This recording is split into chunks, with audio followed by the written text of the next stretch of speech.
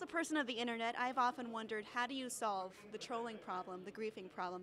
For a long time, the answer has been, you don't. But Riot is changing that. That's right. At Riot Games, for the first time in many cases, we're really interested in seeing, can we tackle this problem and how do we solve this problem? So we actually reached outside the game industry and recruited a bunch of academics, scientists, psychologists, and together we built an all-star team of sorts to see, can we actually for the first time solve this problem in online games? You showed us some really interesting infographics, pretty much proving that banning the toxic players doesn't solve the problem. There's other solutions. That's right. That's right. What we found at Riot Games is that the majority of toxicity comes from the average player. It's just because they're having rare outbursts instead of having frequent outbursts every single game. So even if you ban the worst of the worst players from the game, you're still going to have all these average players that are just having bad days. We all do, right?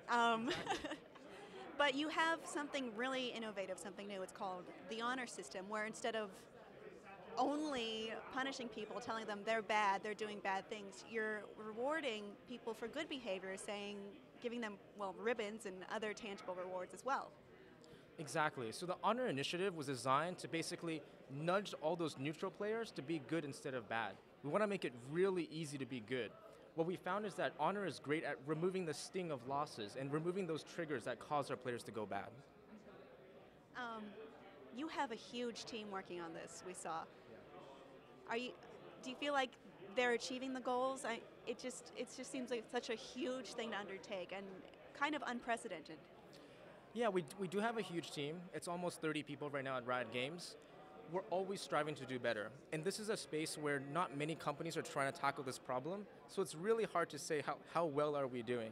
From the numbers you're seeing today, I think we're starting to get there. We're starting to make progress, but we're always pushing ourselves to do better. Do you have an ultimate goal or something that you're just always shooting for? We're never going to have a world where there's just zero toxicity, right? That's never going to happen. That's impossible. But that's why one of the strategies we have is when it does happen, we can shield it from other players. So our goal is to be able to shield all that behavior from other players.